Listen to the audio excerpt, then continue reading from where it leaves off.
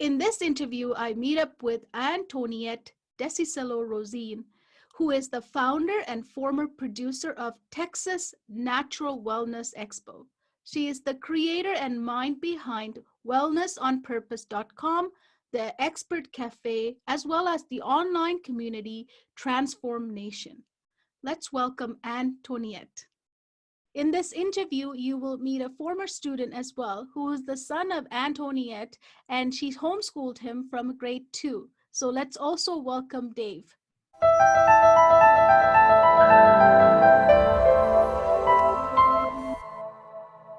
Thank you so much, Antoniette, for meeting me today. And I wanted to start by asking you, why did you decide to homeschool your son?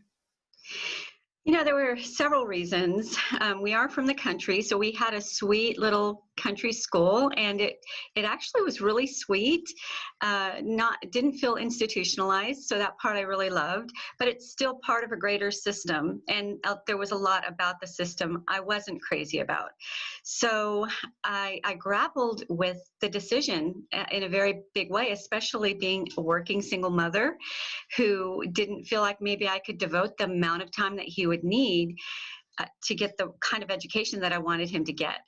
But after watching the number of hours he was in a classroom and how many of those hours had very little to do with reading, writing, and arithmetic, and not really seeing a lot of other, positive things happening, discipline in ways that maybe I wouldn't discipline my own child, and principles being taught on topics that maybe I didn't feel like were appropriate. There's just a list of things. So there came a time where we were having a parent-teacher conference, and I think his classroom had maybe 22 students in it. And I had gotten word, because one of my close friends was a mom monitor, so she was able to go there and be kind of an assistant to the teacher from time to time. And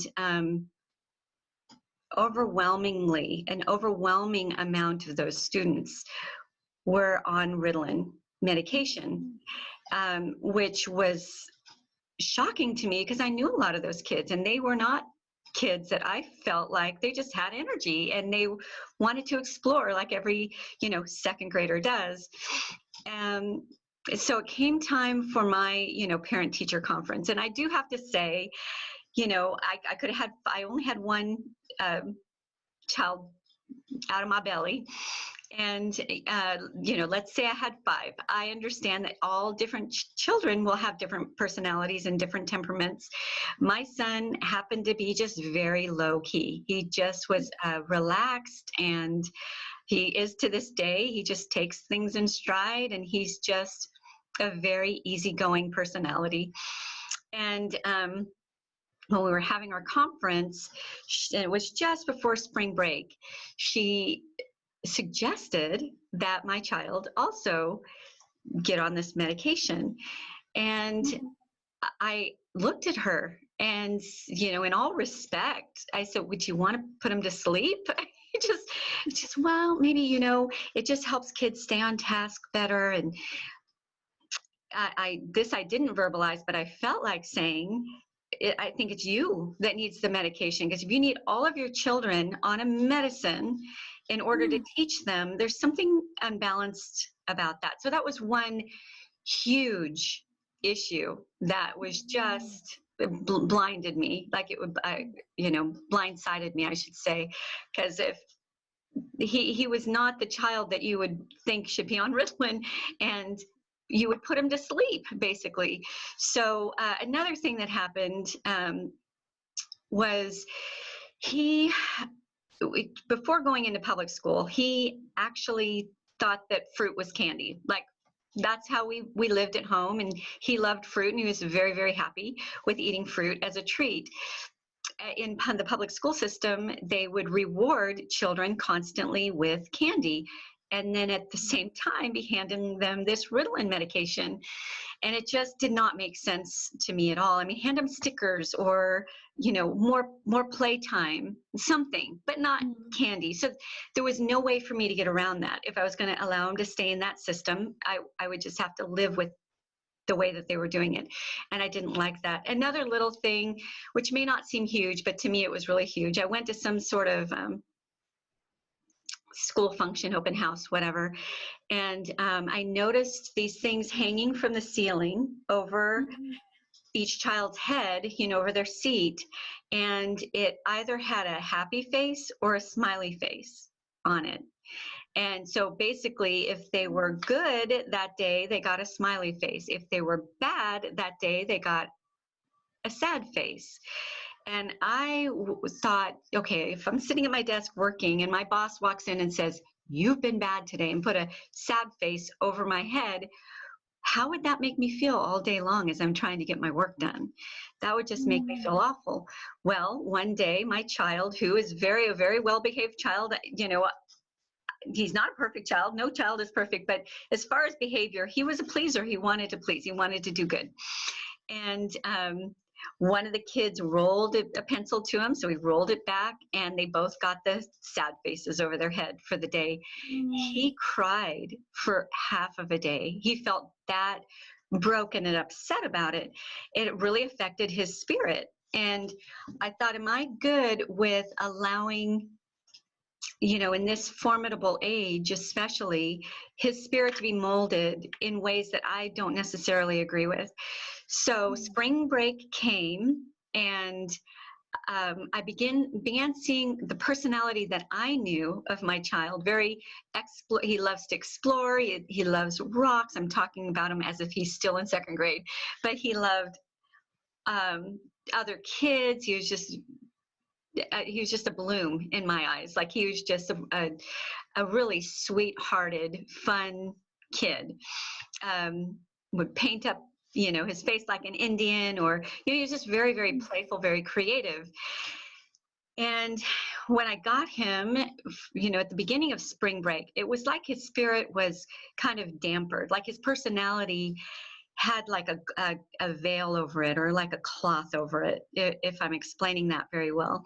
And then towards the end of the spring break, it was him again. And it was just a beautiful thing. And the days got closer to sending him back into that system that I personally wasn't, in agreement with some of the ways that they did things. And I just really started getting more and more anxious about sending him back. And I happened to share this anxiousness with a girlfriend of mine who she was homeschooling.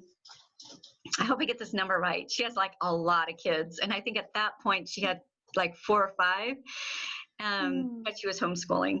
And but she was a stay-at-home mom. So I thought, well, if you're a stay-at-home mom, you can do that. But I was just sharing with her how, gosh, I wish I could do what you're doing. I want that so much for my child. And she just point blank looked at me in the eyes and said, "What's stopping you? Why aren't you?" I said, "Well, I'm a working mom. I'm in the office all day long." And she knew my child, and she said, "He would do, you put him at a desk, on the other side of your office, and he'll do his work, and then he gets to go out and play.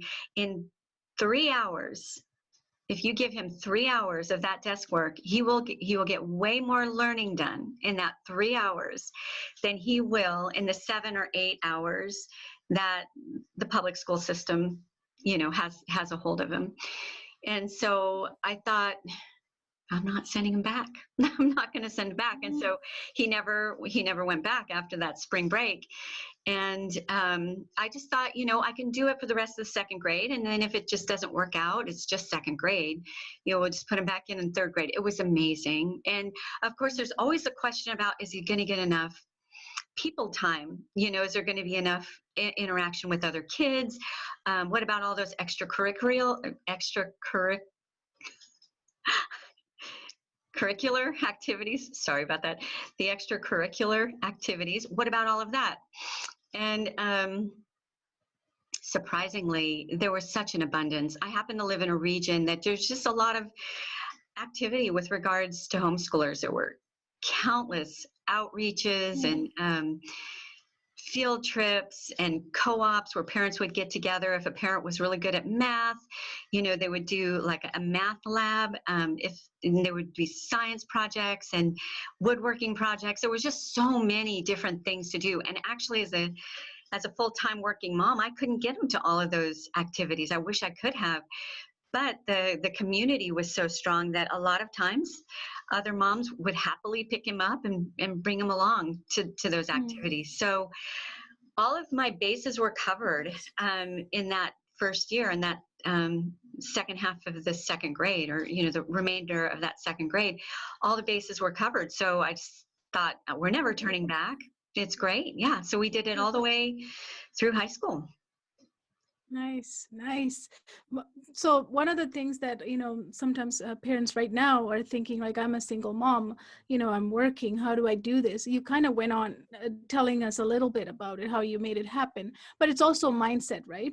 I mean, you got to make yourself decide. You have to decide, I'm going to do this and I can do this. And you also touched on how easy it is, like, for sure, like, I've been in school as a teacher, and I know how many hours we actually do work and how many hours we spend on managing and doing other stuff, right? So exactly. So can you explain to me, how did you make that decision? I know you had some help from your girlfriend, but more than that, what was it Sure. that made So you go, yes, I'm going to do it? right. Community is really important for sure. And the fact that people are here watching this, they already understand that. They want to hear from other people's experiences. So that's the first step. Get out there, ask questions, and get those questions answered. So that was the first step, and that was great. And then after that, having continued community is huge. It's massive. Things come up. There's times where I would get a little impatient and feel really guilty about getting impatient, but every teacher does, right? And sometimes I felt ill-equipped. And it was really great to have other parents to talk to and bounce some frustrations off of, but also the victories off of, and also get the extra help so when I did it, we didn't have the internet like we have it now. It had just started getting into people's homes, and it was the dial-up where you heard the dial tones, when you came in. So you really didn't have what we have now. You have the Library of Congress. You've got people like you with your different programs that you can buy into if you want to, or you could get together with people from all over the world and study geography. Like, there's so much. I'm excited about partaking in some of that I have 11 grandchildren, so I'm excited about partaking in some of that with some of my grandchildren. But all of that to say, it still came down to semantics, right? It still came down to logistics and what was practical and what wasn't. So when I started homeschooling him, I was working for an organization, for not myself. I was working for someone else. And I had to ask them, will you be okay with this? Thankfully, they were really open to it, and that was great.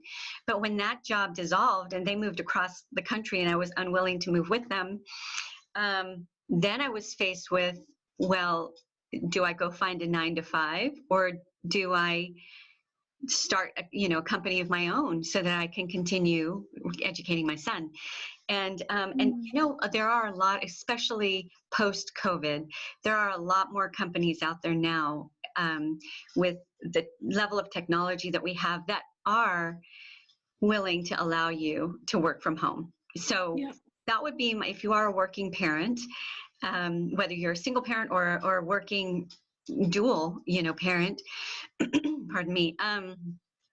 There are so many companies now that will allow you to work remotely at least 3 days a week. So even if you just had 3 days a week to educate your child, they're still getting far more than they would from an institutionalized setting, because you've got to wait for the slowest person. In any institutionalized setting, you're always waiting for the slowest student.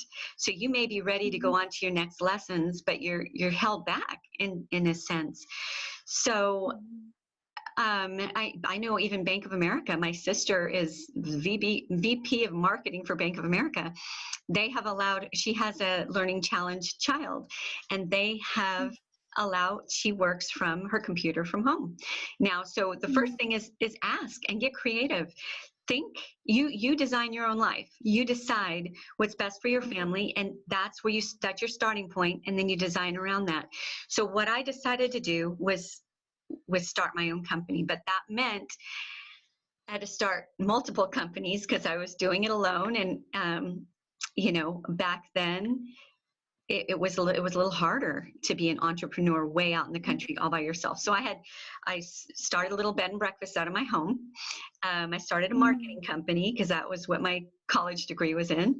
And I cleaned offices at night with my son. We went at night and cleaned offices and clinics.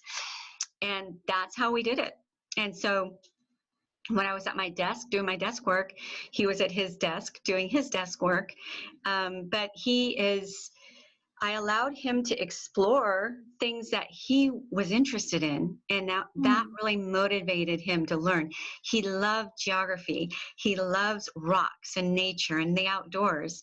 And so, yeah, he had bookwork time, reading, writing, arithmetic, science, social studies, history, all of that is so important.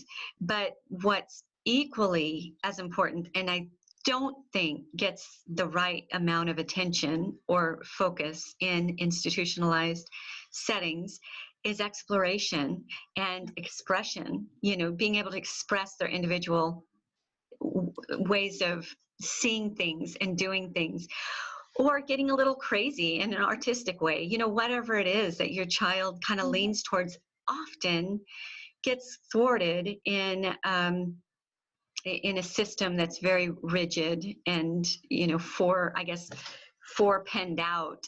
There's no one blouse that's going to fit everyone, right? Well, I think in an institutionalized setting, it's kind of, one shirt that's supposed to fit everybody, and it doesn't work for everyone. Yeah, we just aim to the middle and try to it's like the bowling analogy, right? Yeah. Hopefully we'll get all the pins, but Right. sometimes it doesn't happen, right? So the outer students get left out. You kind of touched on social aspect of homeschooling, right? Do you ever regret that he could have had more socialization if he had stayed at the traditional school? Not Or he at had way all. more? Not at all, because he got way more, but he got it in a different kind of way. So I noticed, one day when I went to pick him up from school, I noticed a group of them were kind of sitting on the ground playing with some sort of game together on the ground.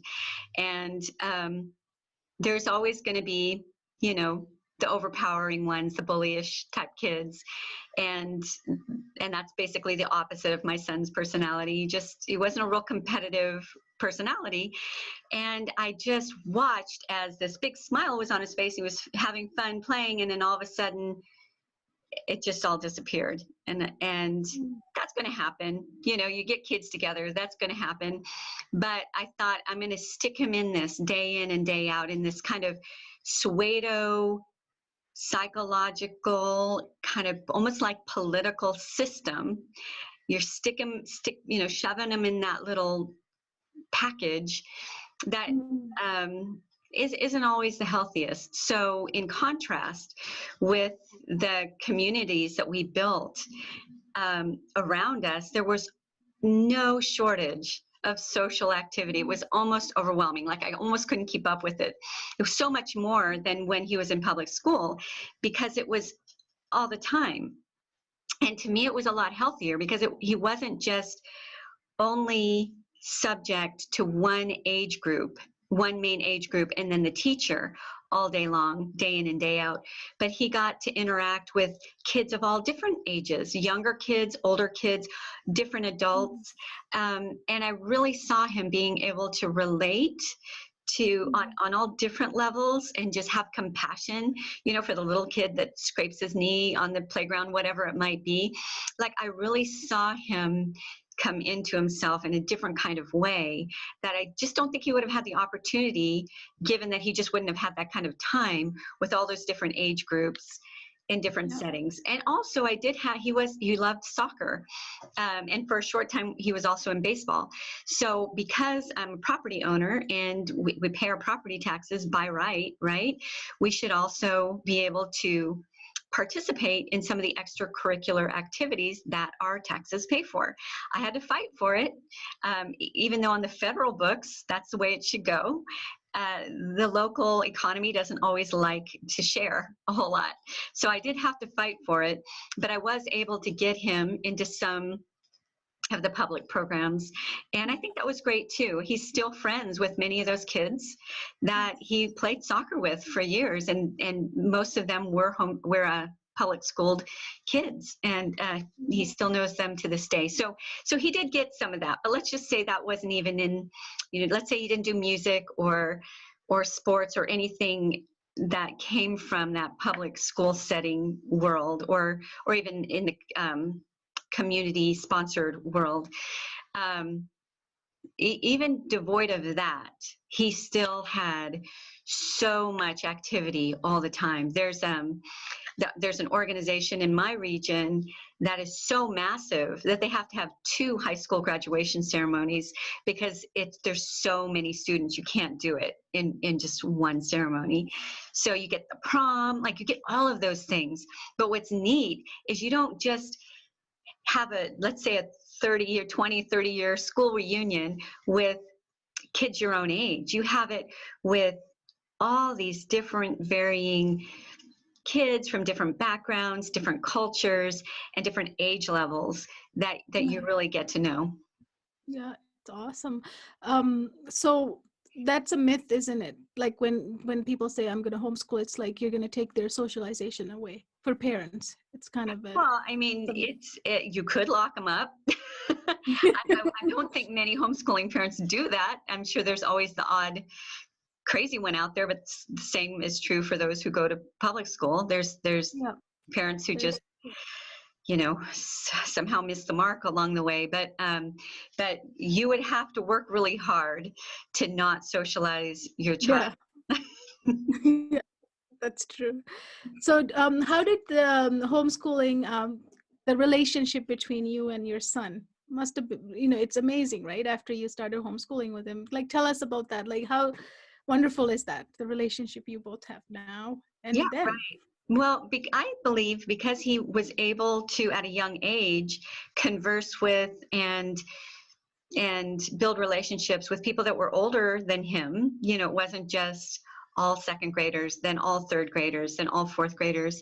He had that range, that there was never that wall. It was never an us and them sort of, we're the kids, we're the cool kids, and they're the uncool parents and teachers. Like that that equation kind of dissipates in this sort of setting. So you can ask his spouse and my spouse, and my my child and I, my 30-some-odd-year-old son and I will get on the phone pretty much every second or third day, and it's hard to cut it off at an hour. Like we will just talk about ideas and concepts and things that we want to explore and see, and it's just such rich conversations that oftentimes even our spouses or his children will jump in and become a part of. Like we're almost always talking on speakerphone, because it's just such a beautiful relationship. We live over 1,000 miles away from each other, but we always make a point, 3, sometimes 4 times a year, our families come together and we'll spend weeks and weeks together, camping, hiking, just being together. And it really, it's hard to say if it still wouldn't have been that way had he been public schooled the whole way. But you do lose a certain amount of freedom to express yourself when you are in an institutionalized setting, that I don't know that he would have come into his own the way that he has now. He's a very free-spirited person, very inspirational to the people who look in on his life. He inspires me, and he is just a joy. It's a joy to watch him and his family. But our relationship is really untethered and free, and we don't agree about everything. There's some things we don't agree with, but what's really neat is that's okay. We can still talk it out, share our ideas, and we respect that we both have our own brains. I think that's probably the biggest biggest thing for me is, if I have a message to give to anyone, whatever decision you make in life, think of the brain first. You know, is it going to allow you and those you love to be able to really journey through, like really think things through and come to the place that best expresses who they are in a healthy way? Healthy for them, healthy for the family, healthy for society. Yeah, excellent. Yes, so true. I mean, at school we miss the kids so much, right? Because if like they're there, 7, 8 hours, and then we bring them home, we have activities. It's kind of like we just kind of follow with this rhythm of school, and then we get these 2 weeks, and then we get 2 months or whatever. But then you could get your work done in 3 hours or even 2 hours. And every day, if you're not going to traditional school, you can do so much, like so So many much. activities And together. that is so true, Kohila. And let me just tell you, that's a really, really good point, because I would just, even as early as second grade, I would be astounded that they had my child for that many hours, and yet they would still send them home with homework to do at in my time. This is my time, with my child. This is his time to go outside and play with sticks and rocks. You want him still sitting at a desk doing these worksheets? Like, that didn't make sense to me at all. If you didn't get your work done with my child in the 7 hours that you had him, I just didn't understand that concept, because exploration and getting outside is so vital for their growth. And it's so vital. And to cut that out is to cut out a major part of human development, especially in the lives of young kids. So beyond that, homeschooling gave us the freedom to explore places we otherwise wouldn't have, because we would have been on the school schedule. But wow, the educational opportunities that he got from our travels. We went to Pennsylvania and, visited little Amish communities. And we also visited a bunch of historical, Civil War locations, which it's just embedded in him. Like, there's reading a book, and then there's actually seeing it and touching it and feeling it. He went to Israel. We spent, I think, close to 7 weeks working for an orphanage there. And he was only, he was really young at the time, but he still has so many vivid memories of that. And that really it just really expanded his world and his ability to understand different cultures and different people and different ways of living, and really embrace all different kinds of people, which I think is so, so important, especially in our current, economy, in our current world. And then even just day trips, like we would call, if there was a gorgeous day, we would call it a zoo day. And at the time that he was growing up, there was this really amazing, amazing zoo close by that was free. It's no longer free, but when it was a zoo day, when it was gorgeous, we'd take our little books and, we'd sit on in our lunch, and we'd sit on the park bench and do his work. But then we would explore through the zoo all day long. And so that was, I would not have had those opportunities with him had he remained, in the mainstream system. Yeah, so true, so true. I know you've kind of already answered this, but for parents who are making the decision right now to homeschool or not, right? They always have, feeling like, am I going to make the right decision? All these doubts, right? We get, what if I do this and it's wrong and I mess up my kid's education or life, right? Do you have any regrets by taking him out of the traditional school and homeschooling? I know what your answer is, but Yeah, do you? I have absolutely no regrets. If I have any regrets, it would have been at my times of frustration, because you're always going to have frustrations. Like, let's say we went over and over this particular, particular part in a lesson plan that he just wasn't getting, and I would not know what to do about it. Like, and I would get a little frustrated. Now I think there's a whole lot more. There's just a whole lot more acceptance of homeschooling. First of all, when I did it, there was a stigmatism really attached to it. I think people's minds, especially post-COVID, are way more open and embracing of schooling their children on their own at home.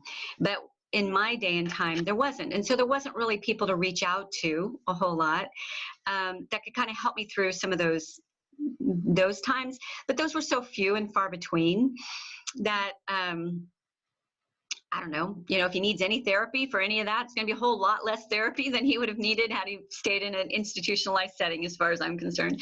We all work through it. I think it makes you a more graceful person when you kind of journey through something together.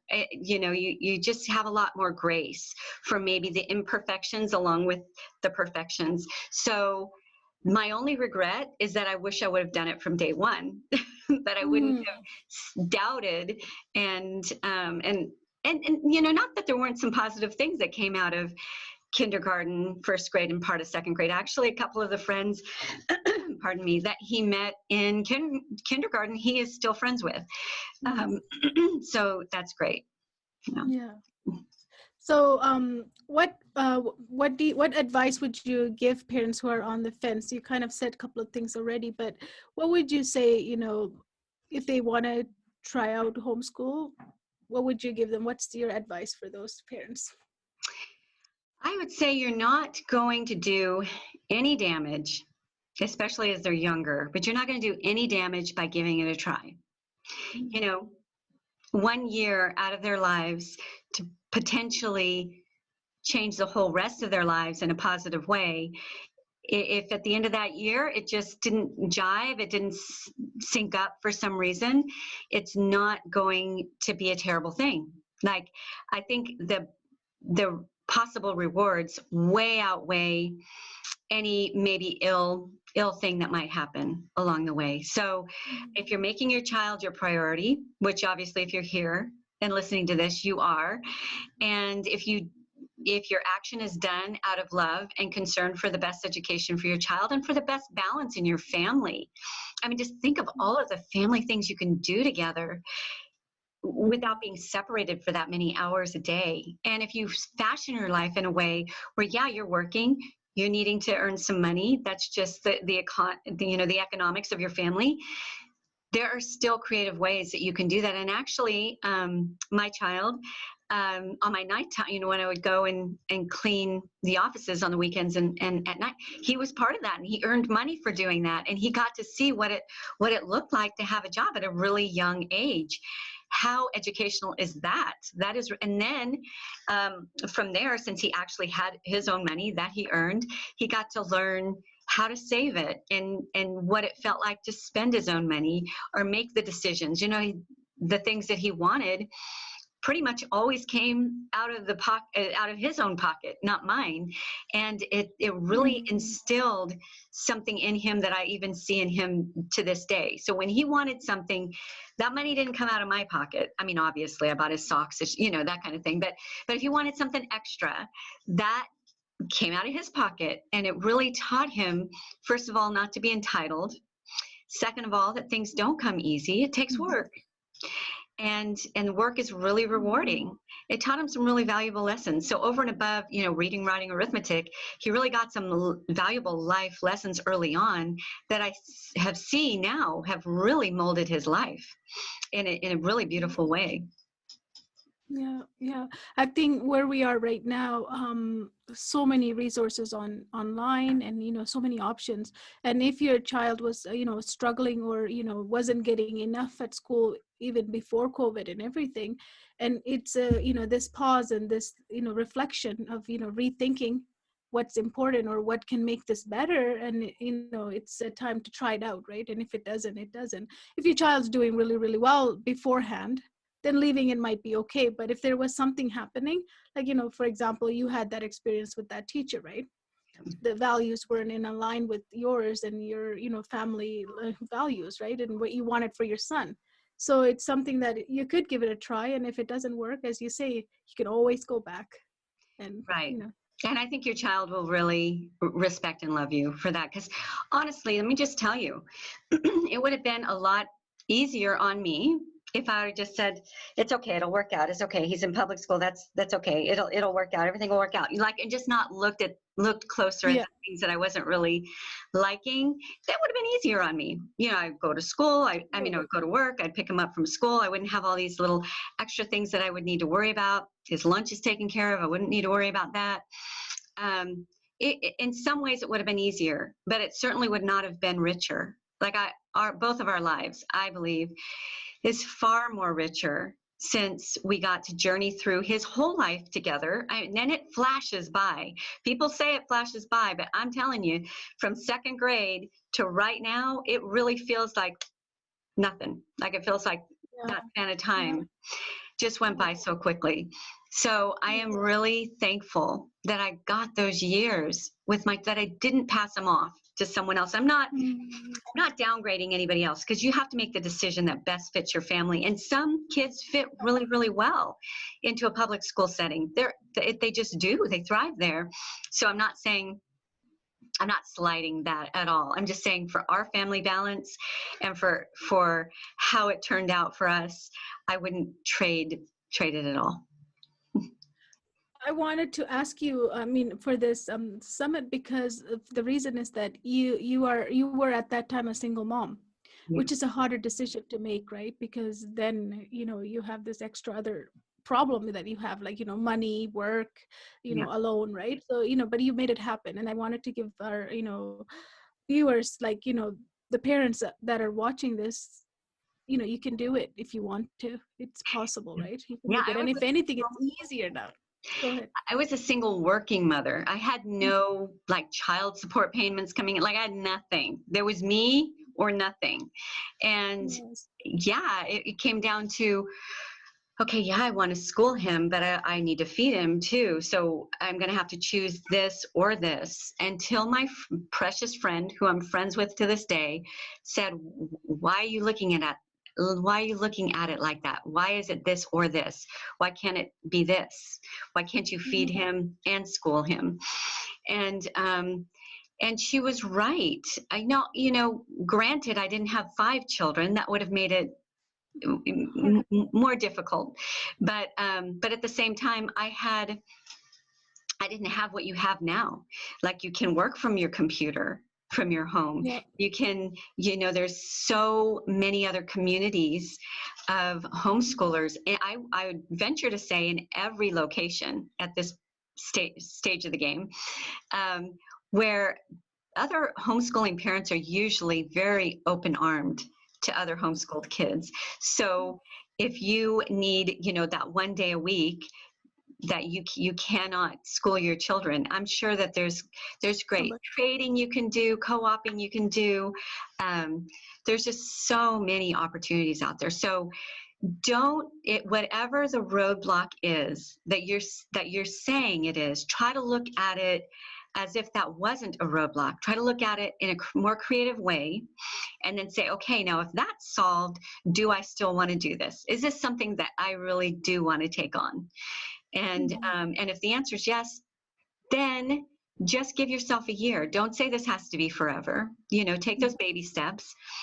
Have the sit down talk with your child. I'm not of the belief that you let the child decide. I don't think you should say, do you want to be homeschooled or do you want to be public schooled? Because I don't think they get, well, depending on their age, don't think they really get the nuances, on all the nuances there are to consider in that. We're the parents, we're the grown-ups. If we decide we want to give this a try, then you sit down with them, you make them part of the decision process, but you let them know you're thinking, and you let them know that you are going to try this out, and we'll revisit it at the end of the year, and see how it went for them, how it went for you. So there's a balance in there between being totalitarian and being, I just can't, I'm just not going to look. I'm just going to hope it all works out.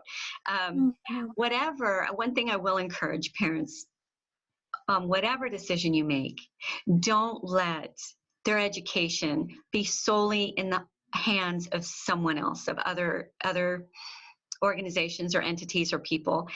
Take an active role in their education, whether they're public schooled, homeschooled, private school, whatever route you decide to make, take an active role in their day-to-day education.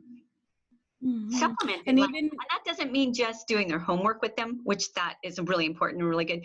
Supplement it with exploratory, with things they don't normally get in a classroom setting. Go out and find butterflies and actually figure out the species of them and make a whole project out of it. Like, really do meaningful things. I think that one of the most fun things we would do is, my child, like I said, loved exploring. So he would have his desk work in the morning, and then just before lunch, he would go out. We live on land, so he would go out and do his little hike, his daily hike with our dog, and then he'd come back home just in time for Jeopardy, and he'd watch Jeopardy and eat, and then after Jeopardy, he would finish his schoolwork, and that's like Jeopardy. He learned a ton of stuff on Jeopardy, like, and also in that little bit of exploration time, it got him ready to go back to the desk again. It wasn't, I know that there's recess at school, but now they've got to cram that food down their throats, and recess is done in a flash. And then there's that whole pseudo political system on the school playgrounds and stuff that is not real life. It's just a different culture. And so it really comes down to, what kind of culture do you want for your child, and do you want for your family? Yeah, exactly. What mission are you on now after, your son is a big man now, right? He's, Yeah.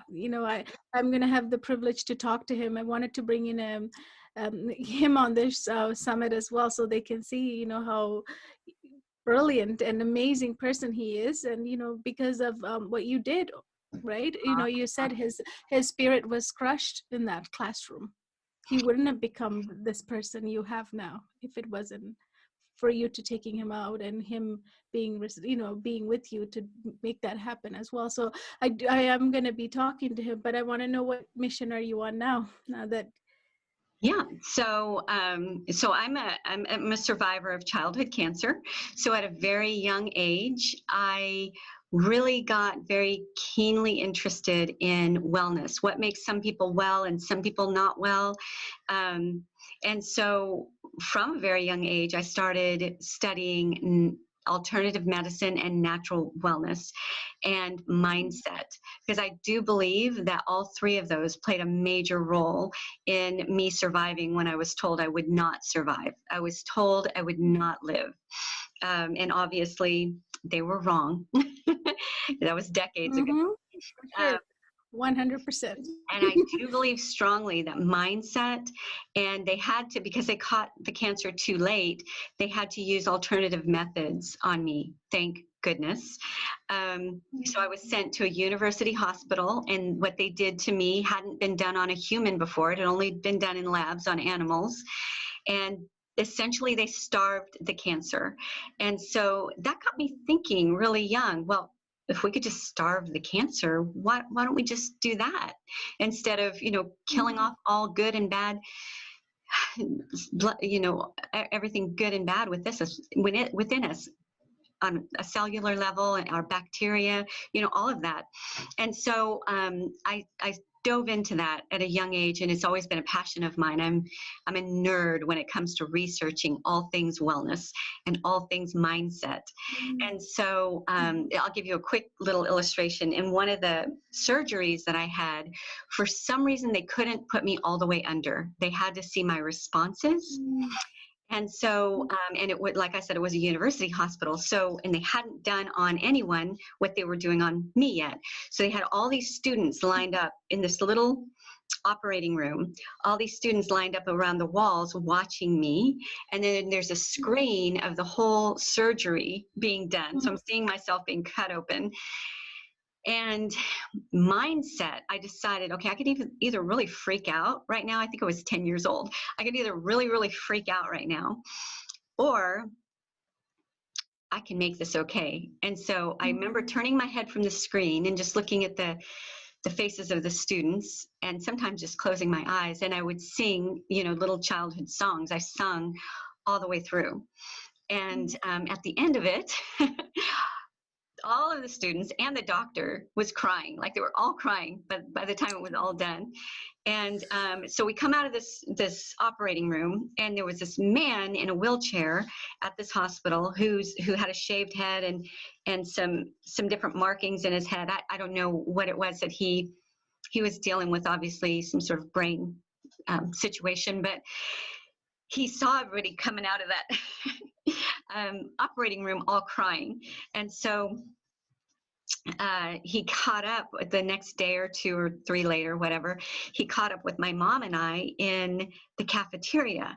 And it was just the sweetest little vignette. But basically, he gave me a little talk on mindset. And I didn't even realize when I was singing in that room that that's what I was doing. But he gave me a little pep talk on, this is what's going to get you through all of this. So there again, that just really sparked something in me on a DNA level that has never left me. So to answer your question, long answer for a short question, that is my life now. I was the founder and producer of the Texas Natural Wellness Expos for years and other smaller wellness events. That's no longer, because I've now taken my work online. And so I've got a website called wellonpurpose.com. I also have Transform Nation, which is a private membership for people that want to go deeper into mindset and into wellness and just kind of achieve all of those things that they have always wanted to achieve, but didn't know exactly how to go about it, or didn't even know if it was possible for them. So so there's very varying levels of things that I am involved with on a full-time basis now that fully energize me and are hopefully really impacting lives. Oh yes, for sure, 100%. Like that's, we all need it. So at this time, some parents who are here, feeling, after COVID, right? This uncertainty and then the mindset part. Can you give us some advice on that? Like, because Sure. it's been hard, right? 2020, we all started off thinking it's the year, but then that year went, it's sideways right now, but even then we're learning a lot, we're changing. We can, there's lots happening. Give us some advice on it's very mindset. unsettling. It's very unsettling when you think for when everything you thought you knew can be gone in a flash. Something as small as going to the grocery store and getting toilet paper. Like, sure, there's always going to be toilet paper, right? Like being able to get in your car and drive to your friend's house without fear, or walking down the street. Like, none of us would have imagined in our lifetimes that in the flash of a pan, one day everything's fine, and the next day we're sequestered to our homes. Like, that is so unsettling. It takes away that sense of foundation that you otherwise stood on. So that's where mind comes in. That's where your mindset really comes in. And I really believe then there's story after story after story, prisoners of war and on and on. There's stories of people who believed the worst. And for instance, I don't know if you've heard this story, and I can't even say the names because I didn't know you were going to ask me this question, but if you want, I'll get that for you. There was a man that locked himself in a freezer, and he was certain that the freezer was on, and he was certain that he was freezing to death. And within a matter of a short amount of time, not enough time that would have killed him for being locked in somewhere without food and water, he died because he believed he was freezing to death. So he froze to death. When they found him and rescued him, that freezer wasn't on. The oxygen levels in that space was fine. He believed himself to death, which is tragic and sad. But on the flip side is the opposite. So I don't come from an easy life. I come from a background of some real trials. Many of us do. And I can honestly say that I have siblings who are still really stuck in some of those trials. We all went through it together. Some of them are stuck, and it has stunted their possibilities, sadly, and their relationships. I love all of my siblings, and I've got a lot of them, so I don't have to name any because we don't know who I'm talking about, right? But, but it comes down to, you think on what's lovely, you think on what's pure, right?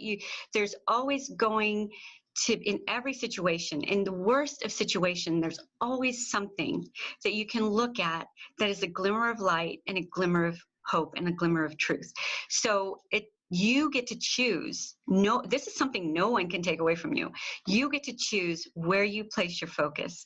So post-COVID, we can enter into fear. We can enter into this place of anxiousness. My goodness, if it happened once, it can happen again, and it can happen so much worse. Sure, it can, and it might in the future sometime. But there's so much beauty in that space and time as well. There's a lot of tragedy, and none of us would have wished this, but it happened. And there are a lot of families that reconnected, that came together. There are a lot of people that now have totally redesigned their career paths so that they can be together with their families more. I think people are taking life a little more seriously than they did before. So it does come down to perspective. I remember in high school, there was this magazine cut out, and there was this gorgeous, model-looking woman, and it said, "Attitude is everything." I kept that little cutout forever and ever. But it's true. Your attitude forms your world, and it affects those in your world. So you can choose to have a really bad attitude and get locked up in fear and even anger in bad situations. It's not going to change the situation. The situation's going to happen anyway. So it's just going to make it worse. It's going to make it harder to go through. You may not even survive it if that's where you want to put your mind. Or you can choose to think triumphantly, to think beyond the situation, and your likelihood of being victorious through that trial, through that hardship, goes up exponentially. And I know for any of you readers out there, you've read countless stories that prove that. Your mind matters. And so mind your mind. Like, think about what you think. And if it's not positive, change it, because you alone have the power to do that. Exactly. Thank you for that advice. That's awesome, because I think we all need that, because even to be there for our kids, right? Because our kids can sense our energy, right? Yep. So to be there and lead them in the right direction, our worries, our fears can translate into them becoming worried and fearful too, right? So Absolutely. that's Yeah. so important. They look to you to be their guide, and they feed off of your energy, whatever it is you're feeling. If you're sad, they're sad. If you're happy, they're happy. For the most part, they might be throwing a tantrum over not getting a lollipop, but it's going to be short-lived. Yes. Overall, they are definitely going to look to you for their cues, especially in times of trial, of how to journey through that successfully. And it's pretty incredible, the power of thoughts and speech, and what we allow to come into our ears and our eyeballs too. And there is a lot of power in that. Are we going to be in front of shoot 'em up video games all day long, or are we going to limit that or eliminate it, depending on what you decide, and get out and discover some inchworms or just go on a nature walk, interact with other people in a board game. What are those, right? Am I so old that board games aren't even a thing anymore? Like a simple deck of cards. Like, just that human interaction is so important. And I know during COVID, we were really limited on who we could interact with. And it was really kind of empowering and neat to see that so many people who had never maybe experienced something like Zoom before, decided to have ladies' nights out, or happy hour, or just family reunions, or whatever it might have been, because that power of human touch is so important. So all of that to say, whether you homeschool or you public school or you private school, your kids and you need that touch. And it's a lot different than sitting across a desk from someone or sitting side to side, desk to desk, and not really getting to interact and explore and see someone else expressing themselves, and you're expressing yourself in your own unique way. I remember in public school once, we were all told to do this kind of color by numbers, coloring of a dog. And everybody was coloring their dog brown, and that's what we were instructed to do, is color our dog brown. Well, I really, really thought a turquoise dog would be way more interesting. I got so ridiculed. And so, first of all, from the kids sitting across from me telling me I wasn't following the rules and telling on me. And I remember that really affecting me. And this was really young, school age, but I remember that really affecting me for years. I remember thinking, what is so wrong with my turquoise dog? I think he's adorable. I'd really love to own this turquoise dog.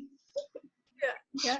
The creativity is not sometimes taken properly in a traditional school, right? Because we are told to follow rules and think inside the box. Outside the box is kind of not the thing we mentor our kids for. So yes, that's there's a time and place for everything. I mean, respect and order, all of that is important for sure.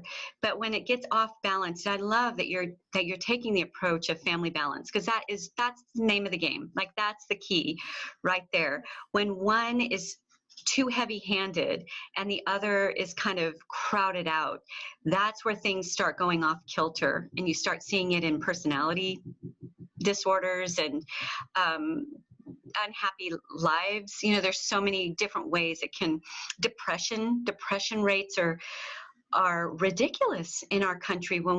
And I know we're in two different countries, but in societies as a whole, we really have pretty much everything we need. We're not in third world countries. We have food, we have water, we have lighting, we have temperature control, we have roofs over our houses, over our heads for the most part. Most people do. And if they don't, there are systems in place that can kind of try to get people just the basics that they need. Yet the depression rates are through the roof. And I really, really believe that when we can't express ourselves and we can't explore, and we're not given the opportunity to think for ourselves and problem solve and figure things out, sometimes the hard way, from a young age. And we want to get these wrong decisions out as early as possible, right? If we decide, if we decide to ride our bike without a helmet and fall down and scrape our chin or whatever, that's just a silly example, then we're going to know to put that helmet on the next time, which is going to be way more important, because on the tricycle, we're going, 0.0 miles per hour. And on, a 10 speed, you're going to be going at pretty serious speeds. So all I'm saying is just that power to think and choose and decide and explore shouldn't ever be taken away from anyone. Yes, absolutely. Thank you so much for all your advice. And, I hope the parents who are watching, will take some courage to try it if they want the homeschooling, if it's right for their family and if it's in balance, right? That's the whole important. Is it in balance with values and my family life? Yeah, for sure. Thank you so much. You're welcome. Thank you for having me. In this interview, you will meet a former student as well, who is the son of Antoniette, and she homeschooled him from grade 2. So let's welcome Dave. Hi, Devin. Thank you for joining me today. I'm so happy to have you. And I wanted to get a perspective from a student who started homeschooling in grade 2 and then all the way up to high school, and you finished it at home. So I wanted to get a perspective from you, because on this summit, I want to give parents, what does it feel like for a student to get out from school and then start homeschooling, right? It would be a great perspective coming from you. So how did homeschooling help you at that time when you left? At that time, I felt that I didn't fit in the public system, and my mother gave me the option, which I really respect most of all. So with my children, I think that's the way to go, is present the option if available. I know it's not for every parent. If you'd like to be homeschooled, I think it's the best option. It was for me. I wasn't fitting in for many reasons. Most of all is because I didn't want to be on a drug called Ritalin, which I'm not sure the numbers from memory. It's about 25 kids out of 27 were on this drug. And I was one of them that weren't. And the teacher thought that all of the kids should be on the drug so that we could calm down and listen more. But I don't think that's the correct way of teaching. So that's the number one reason why I was pulled out of the public system and homeschooled. The hardest part from that is, yes, leaving your friends. And now being an only child, I don't even have brothers or sisters around the house. So that's a big one. Yeah. Most of my friends in second grade, first grade, kindergarten, we were all in soccer together. So we played baseball, soccer, and other sports, which I continued on playing through homeschooling. So I was able to still see my friends through that. And I think that's a very important thing for most parents to consider, is that there are homeschool groups and it's very flexible. So it's a great resource to tap into most communities.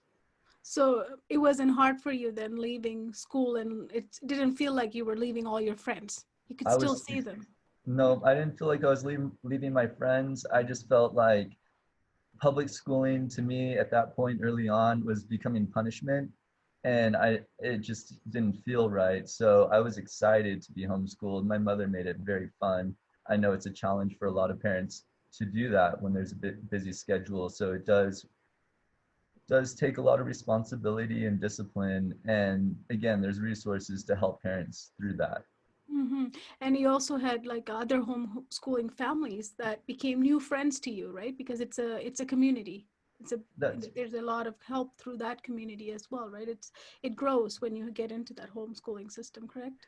It really does. That's right. My mother didn't even know that at the time, so it is kind of scary at first. But once your eyes are open to that world, it's a big world, and it's not scary. It's the right one in my opinion. You know, people call public school regular school. In my opinion, homeschool is regular school because it is the school that's been around forever, for as long as I can recall. You know, Mm-hmm. public school hasn't been around as long, so there is flaw in it. The best thing about public school system is that we are socializing and we are together, and that is very important in this day and age when we're socially distant from each other. We need to have that community. I Mm-hmm. do find that to be important, and that's a balance within myself that I need to remind myself, because I could just as happily be off on my own in solitude and forget that I need to socialize with other people. um, so that's just me, right? I'm just Mm-hmm. one person. Not everybody is like that. Yeah. So Yeah, that's my perspective.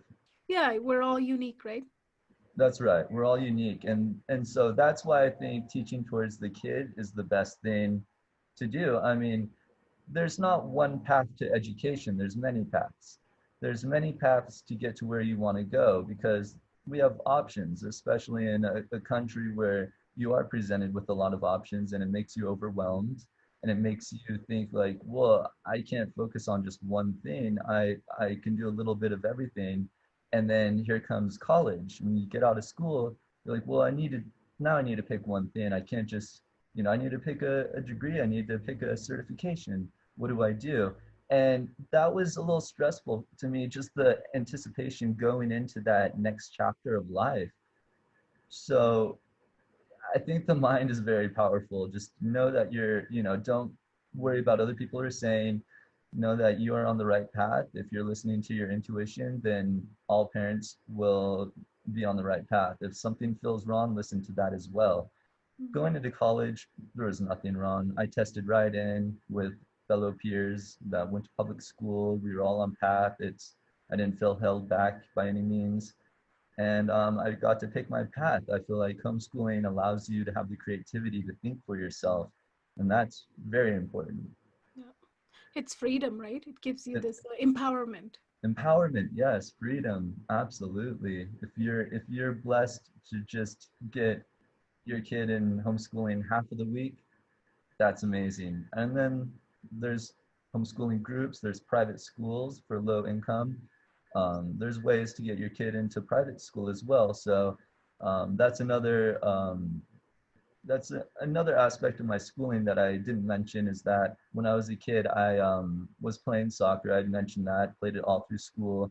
It got to the point where I was getting onto select teams. I was wanting to play soccer in college, but that didn't end up happening. It's just big dreams. But I did play in high school, and I had the same friends I had from kindergarten, honestly, from first grade. I had those same friends, and we played together all through grade school. And then I couldn't unless I went to the school, right? And so that's an ultimatum that you'll come across as well. If you want Mm, to play on varsity, you need to attend the school. So there's loopholes. It was a private school that I was playing for, and I took a couple courses, and I was allowed to play. It worked awes- out. awesome. And Yes. then my interests changed, and I didn't want to play in college. So Yeah. Whatever works, right? yeah, That's that's why right. we have a life. You choose the path, right? That works. Yeah. Yeah. Options are great. Beautiful. Mhm. Beautiful. Yeah. Do you think you are who you are because of the homeschooling that you got at that time? Yeah, that's a huge aspect of who I am. Just like even if you were attending public school, you are who you are because of that. And Yeah. your teachers also help guide your mind and mold your mind. So parents, it's very important what you feed your children when you're homeschooling them, because it's not just like, okay, I'm homeschooling my kids, they're homeschoolers now. Well, that can mean anything, right? Hmm. And a lot of homeschoolers do have a bad rep for many reasons, Yeah. because they're not social, right? And all those awkward things. They read too much, and it's a balance. It's not just finding the right curriculum. It's getting them involved in sports and getting them involved in just being social. If it's a nature hike, that's huge. Just being together and getting to talk to other kids. So that's got to be there's got to be a way to do that. I'm not sure. I don't know all the answers. I understand if you're out on a homestead and you're homeschooling, it's a lot of work to get your kids plugged in together. But again, when there's a will, there's a way. And here we Yes. are in this day of technology, and we're talking in the cyber world. So that's where we're at now. This society is pushing us to be homeschooled. It's pushing us to be locked up at home. Don't go to public school. So what's the alternative? Have your kids play video games? That's really sad. I'm seeing that all around me, and we could shift that. Yes. Absolutely. Mhm. Absolutely. What would you recommend to younger kids listening to you? Like if they're, you know, gonna start homeschooling, what would you tell them? What's the age group? Who am I talking to? They're anywhere from, could be grade one to teenagers. It's just a All of grade yeah, school. yeah. But you can talk for whichever age group you like. Let's take somebody in high school. How about that? Okay. Yeah, so I understand high school is important for a lot of kids. I never dreamt about being prom king, going to homecoming, and all those things that you do miss out on when you're in homeschool. Mm, Well, if you're homeschooled, hey, you date a guy, you date a girl, they go to public school, you could be their date and still live that dream. yep. I just want you to be open-minded when you're considering homeschooling. It will open the door to all these opportunities that you're not allowed or you're not even able to do in the public schooling system that you're now able to do. You can get your work done, get that curriculum out of the way, get college courses done in high school, and now you have this open schedule to do whatever you want, live your dream. Mhm. So I don't see how you can go wrong there. Yes, absolutely. Do you think you would homeschool your kids? I would love to. Like I said earlier, it's up to the kid. I'm going to present the option. I know it's like, oh, gee, okay, you're going to ask a 5-year-old what they want to do. Yeah, I am. I don't think we give kids the benefit of the doubt there. We belittle them a lot. And my daughter's 3. I'm already presenting the ideas there. She's like, yeah, I want to be homeschooled, or yeah, I want to go on a school bus with other kids. So just planting that seed, non-bias, here are your options. You get to pick. Mhm. That And yeah, go ahead. that's what I'm doing with my daughter. Yeah, absolutely. Yeah. And I'm blessed to have that opportunity where I can do that. I have a wife, and it's easier when you are a team. And I do see that growing up now. I give a lot of credit to my mother because she was an only mother and Yeah. did that on her own. I don't know. In that case, maybe I would put my kid in public school because that I can see how you hit a wall there and it's just overwhelming. You don't know how to keep a balance on everything. So It all depends on the family, individuals, right? Like we have to see if circumstance. it's our best fit for us, right? Very important. And when I just have one more question is when you were in grade 2, I don't know if you can remember it, but did you feel that classroom wasn't right for you? You can sense it as a young boy. Like I needed some freedom here. You Yeah, guys are trapping me. yeah, yeah. It's unfortunate because my story isn't everybody's story, No. but my story in second grade is that I was feeling punished. Like I was saying before, it's just I can give you some stories there, but it's sad to see how leadership can just destroy everything. Hmm. It's like how life works. I mean, the leader sets the vibe. So in kindergarten, first grade, I had fun teachers. I was excited to go to class. I can give you the names of all of them. I still remember them. Second grade, I didn't like her. In my mind, she was the witch, right? It was, Hmm. and she was because she was scary and she liked to punish you. And Yeah. she wanted to put us all on drugs and discipline us, and it's like, okay, maybe it's just that age, but the vibe did not seem right. Let me give you an example. I remember a story. I went to class one day and it was just that heavy vibe of like, oh no, something's wrong. All the kids are lined up talking to the teacher, and we had to whisper in the teacher's ear, into her ear, if we did it or we didn't do it. And I didn't even know what was going on. So when I got to the teacher, she said, did you steal a knife out of this kid's backpack? I believe was the question she asked me. And I said, no. And she said, okay, go sit down. And so we had to go sit down and face the wall in punishment. And we were having like a movie day in class, some documentary that we were watching that was supposed to be like a fun day, because I think another class was getting together with our class and we got to all watch it together. So that should be fun. But here I come to class and I'm disciplined for something that I didn't even do.